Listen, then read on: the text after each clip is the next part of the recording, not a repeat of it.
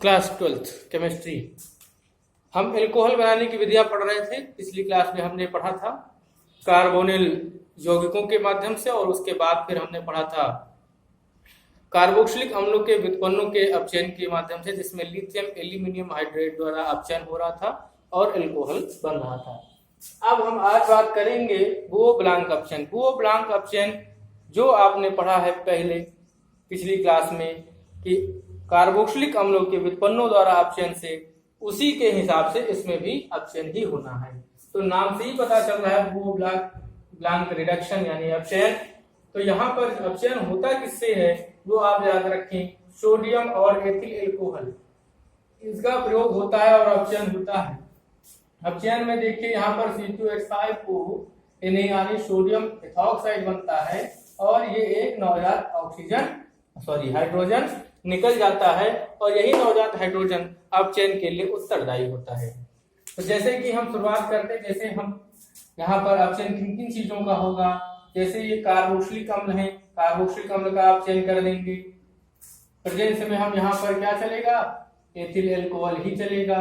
तो क्या बन जाएगा, जितने जरूरत होते हैं उतने हाइड्रोजन हो जाते हैं। इसमें भी याद रखेंगे जो RCO ग्रुप है ये इतने का ही हर बार अपचयन होगा, और यही समूह किसमें बदल के जाएगा, RCH2OH में। आप याद रखेंगे इतना समूह RCH2OH में बदल जाता है, और इस समूह को बदलने में 3 हाइड्रोजन इसको बदलने में काम करते हैं। जैसे देखो CH2 हो गया और OH हो गया, देखो CH2 हुआ OH हुआ, तो 3 H इसमें लग रहे हैं। तो ये क्या था, कार्बोक्सिलिक अम्ल है।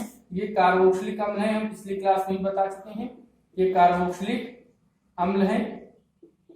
ठीक है, तो ये क्या बन गया आपका यहाँ पर, और क्या निकल जाएगा, H2OH और H मिलकर के H2O। 4 H की जरूरत पड़ी, 4 लिख देंगे। एग्जाम्पल आप देख सकते हो, जैसे कि CH3COOH एसिटिक अम्ल होता है, और फिर यही 4 हाइड्रोजन नवजात, और प्रेजेंस आप इसी एथिल एल्कोहल की रखेंगे। यहाँ क्या बन जाएगा, CH3CH2OH, जिसे हम एथेनॉल या एथिल एल्कोहल के नाम से जानते हैं। एथिल एल्कोहल इसका नाम होगा, नाम भी अपना करते रहे।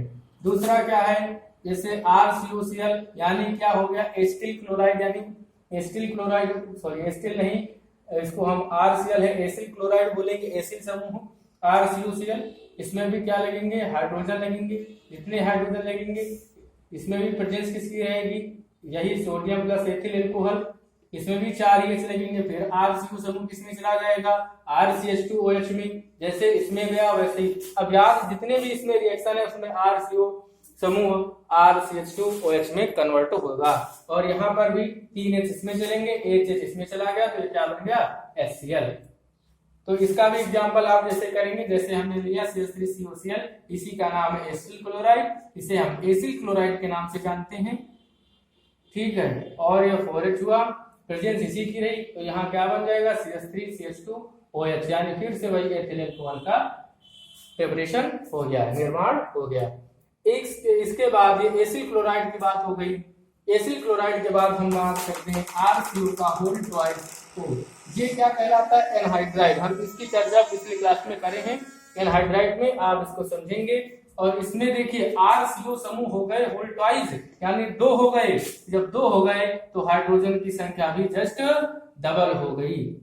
ठीक, एक यहाँ पर 4 H चल रहे हैं, तो यहाँ पर 8 H चलेंगे। यहाँ RCO समूह 2 हो गए, तो यहाँ पर 2 RCH2OH बन जाएगा, और H2O बाहर निकल जाएगा। 6 H इसमें चलेगा, 2 H के साथ ऑक्सीजन मिलकर पानी बना देगा। उदाहरण के रूप में एग्जांपल आप इसे एनहाइड्राइड याद रखिए, CH3CO का होल ट्वाइस O, यानी इसका नाम क्या हो गया, एसिटिक एनहाइड्राइड। याद रखें एसिटिक एनहाइड्राइड प्लस 8H, और यहाँ पर भी प्रेजेंस किसकी है, प्रेजेंस सभी में सोडियम और एथिल एल्कोहल की ही होगी। यहाँ बन गया आपका CH3CH2OH प्लस H2O।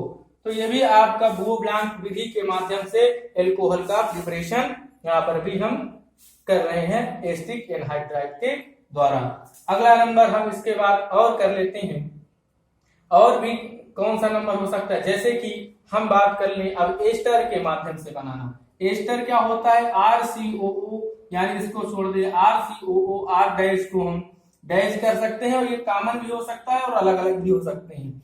इसलिए डैश लिख रहे हैं ताकि आपको समझ में आए कि कौन किसके साथ जाएगा। तो RCOO R' ये क्या कहलाते हैं? एस्टर। एस्टर समूह क्या है? COOR याद रखेंगे, जो हम पहले बता चुके हैं इसके विषय में भी। तो ये 4H हुआ, ठीक है। यहाँ पर भी 4H लगेंगे, जिसमें कौन सा? RCO समूह। बार बार हम कह रहे हैं RCO समूह किसमें जाएगा? RCH2OH में। तो RCH2OH ये भी चला गया, और यहाँ पर बनेगा क्या? R-OH है, वो है यहाँ का एक H बचेगा, वो चला जाएगा R-OH। यानी इसमें हम दो प्रकार के एल्कोहल प्राप्त कर सकते हैं। अगर CH3 समूह लेंगे तो यहाँ मेथिल एल्कोहल बन जाएगा, अगर यहाँ पर भी हम C2H5 ले लें तो एथिल एल्कोहल यहाँ पर भी बन जाएगा। जैसे कि एग्जांपल लेकर आपको हम एक दिखा रहे हैं, जैसे हमने यहाँ पर लिया C2H5 नहीं ले रहे हैं, यहाँ पर CH3COO लेंगे, छोटा ले, नहीं तो बड़ा हो जाएगा तो आपको समझने में दिक्कत होगी। C2H5 और ये 4H। प्रेजेंस आप फिर याद रखें, बार बार हम कह रहे हैं वही रहेगी, प्रेजेंस चेंज नहीं होने वाली, क्योंकि हम ये क्या पढ़ रहे हैं? बुओ-ब्लांक ऑप्शन। बुओ-ब्लांक ऑप्शन में जो सिस्टम इसमें चल रहा है वही चलते हुए इसमें भी आएगा। तो यहाँ पर क्या हो गया? CH3CH2OH ethyl alcohol. देखिए ये समूह चेंज हो गया CH3CH2OH में, और C2H5O। और C2H5O का मतलब भी क्या होता है? CH3CH2OH। तो इसको हम जोड़ करके 2C2H5OH भी कर सकते हैं। तो ये बुओ-ब्लांक ऑप्शन से हमने 4 रिएक्शन ये पढ़ ली। ऐसी ही रिएक्शन है आपने किसमें पढ़ा है? इसके जस्ट पहले कौन से कार्बोक्सिलिक अम्लों के व्युत्पन्नों के द्वारा। तो 4 रिएक्शन ये हो गई, और इसमें 2 चीजें और ऐड हो जाती हैं। वो कौन सी ऐड हो जाती हैं वो हम आपको बताते हैं। इधर ऊपर का हम रफ कर देते हैं। वो और कौन सी 2 चीजें हैं वो आप समझ लीजिए, उनके नाम है एल्डिहाइड और कीटोन। RCHO इसमें भी जरूरत किसकी है? हाइड्रोजनों की। 4H इसमें H4 जरूरत पड़ेगी तो 4 लगाएंगे, जितनी पड़ेगी उतनी। हम अभी देख लेते हैं बैलेंसिंग कैसे करते हैं। देखिए C2H5OH किया हमने, ये यहाँ पर क्या हो जाएगा? ये RCH2OH। यहाँ पर ये CHO समूह का चेंजिंग किसमें हुई? CH2OH में। यहाँ पर 2H की जरूरत पड़ी, इसलिए यहाँ पर हम 2 लिख देंगे। और याद रखेंगे प्राथमिक एल्कोहल एल्डिहाइड जो है वो क्या बना रहे हैं? ये क्या है? एक प्राथमिक एल्कोहल।